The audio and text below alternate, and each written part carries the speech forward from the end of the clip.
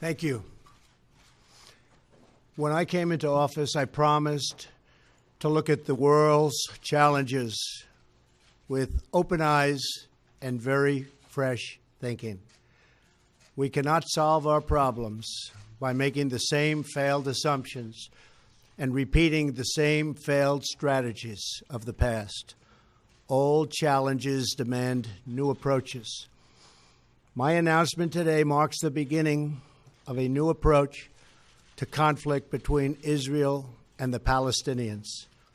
In 1995, Congress adopted the Jerusalem Embassy Act, urging the federal government to relocate the American embassy to Jerusalem and to recognize that that city, and so importantly, is Israel's capital. This act passed Congress by an overwhelming bipartisan majority and was reaffirmed by a unanimous vote of the Senate only 6 months ago. Yet for over 20 years, every previous American president has exercised the law's waiver, refusing to move the U.S. Embassy to Jerusalem or to recognize Jerusalem as Israel's capital city. Presidents issued these waivers under the belief that delaying the recognition of Jerusalem would advance the cause of peace. Some say they lacked courage, but they made their best judgment based on facts as they understood them at the time. Nevertheless, the record is in. After more than 2 decades of waivers, we are no closer to a lasting peace agreement between Israel and the Palestinians. It would be folly to assume that repeating the exact same formula would now produce a different or better result. Therefore, I have determined that it is time to officially recognize Jerusalem as the capital of Israel. While previous presidents have made this a major campaign promise, they failed to deliver. Today, I am delivering. I've judged this course of action to be in the best interests of the United States of America and the pursuit of peace between Israel and the Palestinians. This is a long overdue step to advance the peace process and to work towards a lasting agreement. Israel is a sovereign nation with the right, like every other sovereign nation, to determine its own capital. Acknowledging this is a fact is a necessary condition for achieving peace. It was 70 years ago that the United States, under President Truman, recognized the State of Israel. Ever since then, Israel has made its capital in the city of Jerusalem, the capital the Jewish people established in ancient times. Today, Jerusalem is the seat of the modern Israeli government. It is the home of the Israeli parliament, the Knesset, as well as the Israeli Supreme Court. It is the location of the official residence of the Prime Minister and the President. It is the headquarters of many government ministries. For decades, visiting American presidents, secretaries of state, and military leaders have met their Israeli counterparts in Jerusalem, as I did on my trip to Israel earlier this year. Jerusalem is not just the heart of 3 great religions, but it is now also the heart of one of the most successful democracies in the world. Over the past 7 decades, the Israeli people have built a country where Jews, Muslims, and Christians, and people of all faiths are free to live and worship according to their conscience and according to their beliefs. Jerusalem is today and must remain a place where Jews pray at the Western Wall, where Christians walk the Stations of the Cross, and where Muslims worship at Al-Aqsa Mosque. However, through all of these years, presidents representing the United States have declined to officially recognize Jerusalem as Israel's capital. In fact, we have declined to acknowledge any Israeli capital at all. But today we finally acknowledge the obvious, that Jerusalem is Israel's capital. This is nothing more or less than a recognition of reality. It is also the right thing to do. It's something that has to be done.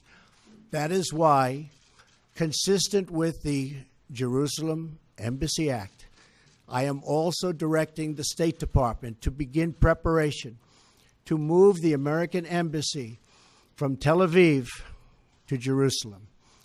This will immediately begin the process of hiring architects, engineers, and planners so that a new embassy, when completed, will be a magnificent tribute to peace. In making these announcements, I also want to make one point very clear.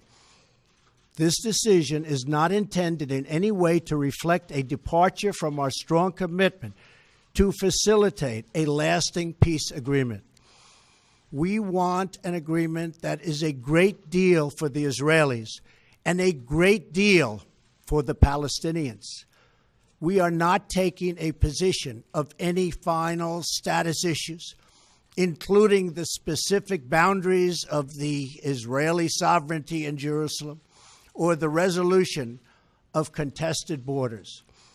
Those questions are up to the parties involved. The United States remains deeply committed to helping facilitate a peace agreement that is acceptable to both sides. I intend to do everything in my power to help forge such an agreement. Without question, Jerusalem is one of the most sensitive issues in those talks. The United States would support a two-state solution if agreed to by both sides. In the meantime, I call on all parties to maintain the status quo at Jerusalem's holy sites, including the Temple Mount, also known as Haram al-Sharif.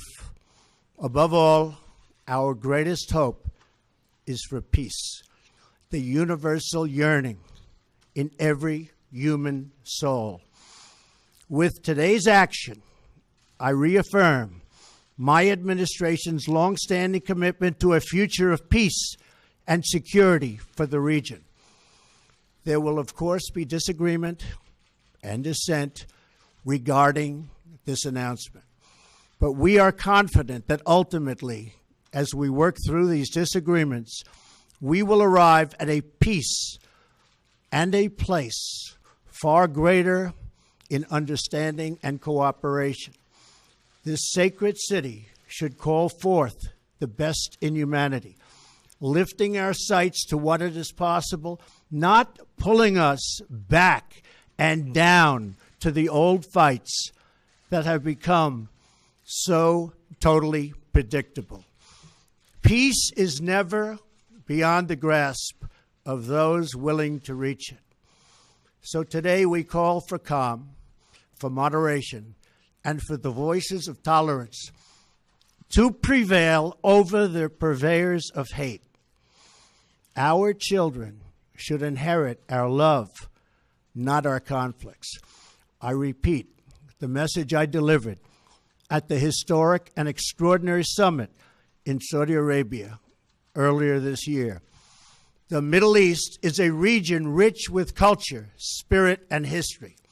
Its people are brilliant, proud, and diverse, vibrant, and strong. But the incredible future awaiting this region is held at bay by bloodshed, ignorance, and terror.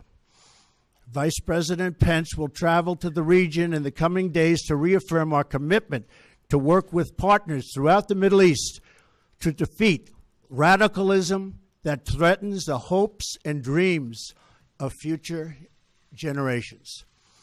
It is time for the many who desire peace to expel the extremists from their midst. It is time for all civilized nations and people to respond to disagreement with reasoned debate, not violence.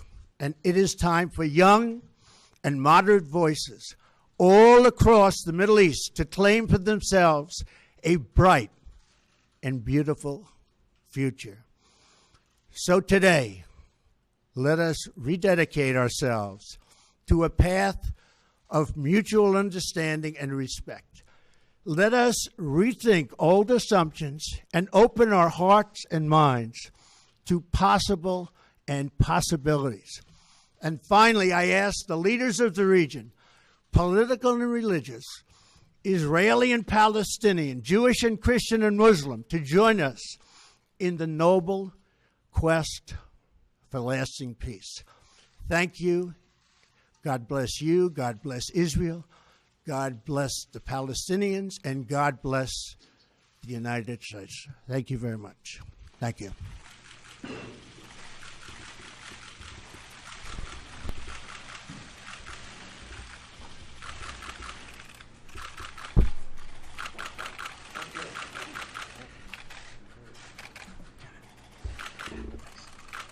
Thank you.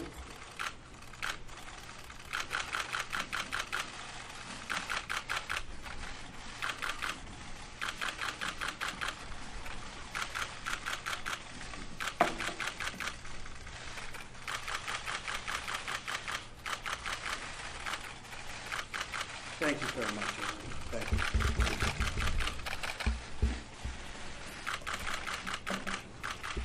Thank you. Thank you very much.